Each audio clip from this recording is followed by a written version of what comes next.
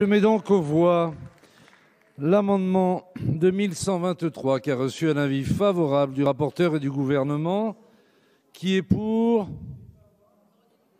Qui est contre? Il est adopté. Comment ça?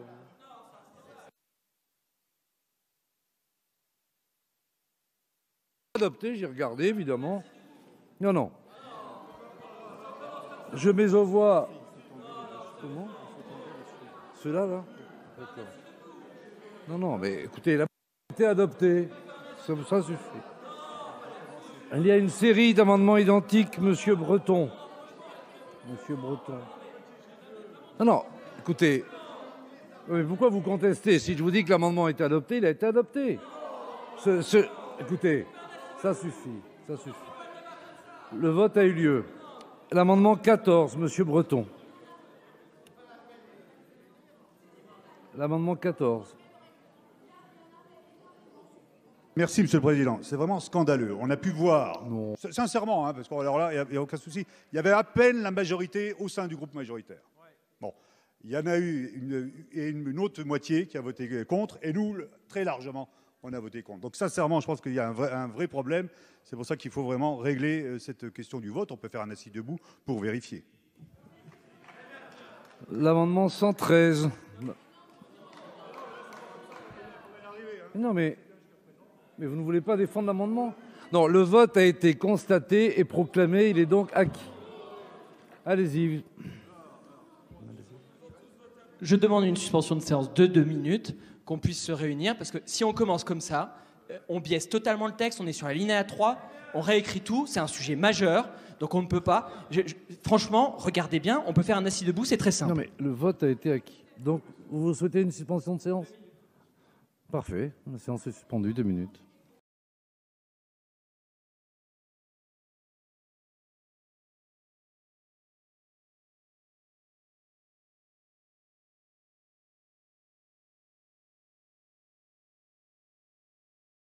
Ont été extrêmement tendus. On va passer plusieurs jours ensemble. Je vous demande vraiment, Monsieur le Président, d'être extrêmement vigilant, de prendre ce temps, de compter.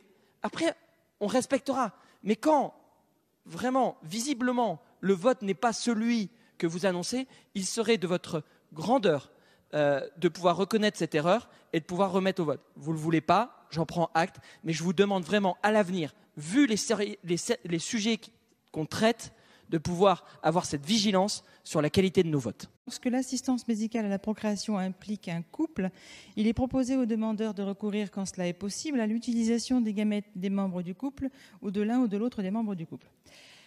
Ici, en fait, l'utilisation des gamètes au sein du couple est une pratique qui devrait être autorisée, et ce, indépendamment du sexe, de l'orientation sexuelle ou de l'identité de genre des personnes concernées.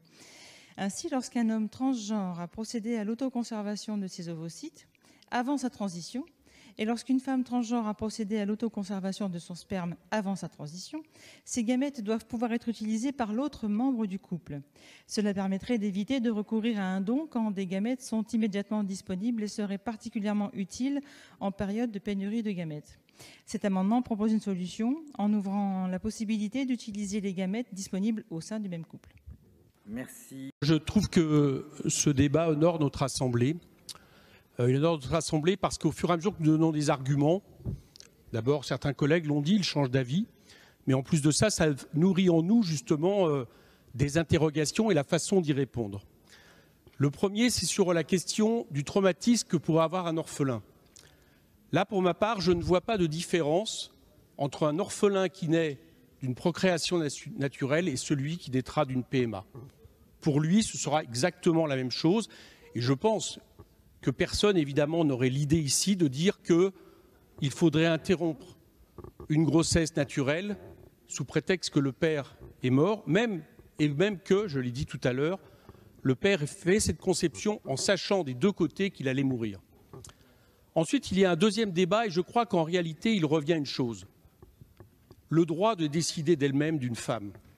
Le droit de décider de son corps, le droit de décider de sa vie, et cher Marc Le Fur, qui a fait une intervention qui m'a beaucoup ému, le droit y compris de décider de son propre deuil. Moi, je considère que quelqu'un ne meurt jamais tout à fait tant qu'une personne pense à lui sur Terre. Est-ce que l'on peut considérer dès lors que le deuil est moins le fait d'oublier que de continuer à vivre heureux en pensant justement à la personne défunte? Pour ma part, c'est comme ça que je le vois. Et dès lors, qui pourra dire si ce deuil sera plus facile en ayant enfanté, donné naissance à un enfant d'un père qui aura été celui d'une histoire d'amour, ou bien d'un donneur anonyme parce que la femme en question n'aura pas pu justement utiliser la gamète de son mari défunt. Je crois que cette question-là est compliquée, mais convenons peut-être que c'est le libre arbitre qui doit décider. Et que nous devons ici penser que ce n'est pas à nous de légiférer sur tout et de faire confiance à la femme qui le décidera à partir bien évidemment du moment où le partenaire de la PMA aura donné son consentement en préambule. Quant à la question de la transcendance qui a été évoquée par une de mes collègues, c'est-à-dire l'idée que ça serait finalement refuser sa propre mort. Mais je dirais que quand nous donnons la vie de manière globale, c'est une façon de refuser notre propre mort. Je pense que notre espèce, quelque part, et c'est d'ailleurs la question de la survie aussi de l'espèce, eh bien, transcende sans arrêt la mort physique qui nous attend dans le fait que nous donnons la vie. Donc je pense que cet argument ne tient pas par rapport à la question de l'utilisation de la PMA et c'est pour ma part, pour toutes ces raisons, que je voterai ces amendements. Merci. La question qui se pose à nous, c'est vraiment une question en effet de l'ordre psychologique. Et quand j'entends les différentes prises de parole depuis tout à l'heure, je me dis, n'oublions pas que de tout temps et demain encore, des enfants continueront de naître dans des familles en deuil. Des enfants naissent dans des familles en deuil. Et en nous écoutant, je me disais, j'espère qu'une jeune veuve n'est pas en train d'écouter ces débats. Je vous le dis en toute sincérité, et j'espère qu'une jeune veuve enceinte n'est pas en train d'écouter ces débats, parce que je n'ai aucune vérité à énoncer. Aucune.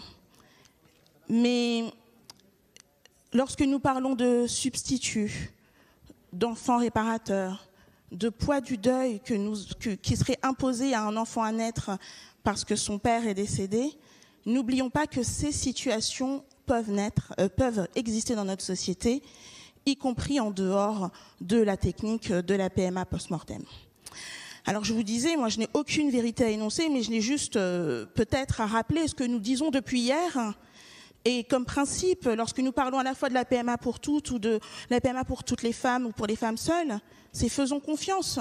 J'ai entendu hier beaucoup les ministres répéter faisons confiance aux femmes, mais surtout faisons confiance aux couples qui, lorsqu'ils rédigent, préparent ce projet parental, envisagent toutes les situations. Bien sûr qu'on envisage ce qu'il peut y avoir de plus positif pour cet enfant, mais on envisage aussi les difficultés, les accidents de la vie, et le deuil en fait partie. Merci beaucoup. Madame Ménard, vous avez la parole.